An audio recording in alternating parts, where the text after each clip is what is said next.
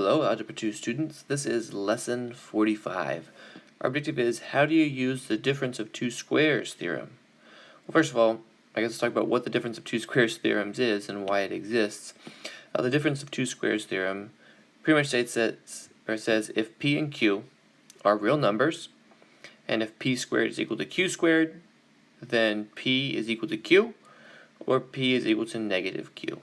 So this is what we're going to be working with today. If you want to write that in your quick reference notes, might be a good thing to have for your next quiz or something like that. But here's why. If we have p squared is equal to q squared, we got from right here, then if I subtract q squared from both sides, I know I have p squared minus q squared would equal to 0. Well, that's the difference of two squares, thus the name. I can factor this. I have p plus q and p minus q is equal to 0. Well, if I have something times something equals 0, that means one of those somethings must be 0. So either p plus q is equal to 0 or p minus q is equal to 0. Solving each of those, this one by subtracting q and this one by adding q, I end up with p is equal to negative q, dun, dun, dun, dun, or p is equal to q, dun, dun, dun, dun, and that's why or how we came up with this theorem. So let's see if we can put that into practice with a couple theorems here. Or a couple problems, I mean. If you look at this one, kind of initially you're like, that doesn't look like it. It doesn't have like a p squared equals q squared form. Unless you go to my thought bubble here that I have in blue. 14 is the same thing as the square root of 14 squared. So I can actually just jump immediately to the answer, and I can say x is equal to negative square root of 14 or square root of 14. Okay, practice B is pretty similar to this. It says x plus 9 squared is equal to 11, so you apply the same principle that we did over here.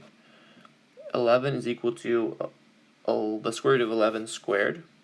So then I can say x plus 9 is equal to the square root of 11, or I have x plus 9 is equal to the negative square root of 11. So my two options. Solving these by subtracting 9 from both sides, I end up with x is equal to the square root of 11 minus 9, or x is equal to the negative square root of 11 minus 9. So those are my two answers for that one. Let's try one more of these. Same idea here as practice B, except for now we have a fraction in there, but we won't freak out because we're in Algebra 2 and we can handle fractions. So 8 is the same thing as 2 square roots of 2 squared.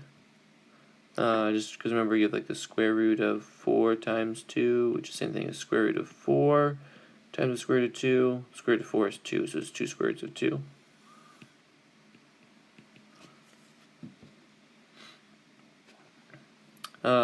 So then that means x plus 1/7 is equal to 2 square roots of 2, or x plus 1/7 is equal to a negative 2 square roots of 2. Adding 1/7 to both sides on both equations, you end up with x is equal to 2 square roots of 2 minus 1/7, or x is equal to negative 2 square roots of 2 minus 1/7. And that would be your two answers there for practice C. Your homework is on page 197. You can do 6 through 13 all, and then 7 more of your choice. Good luck.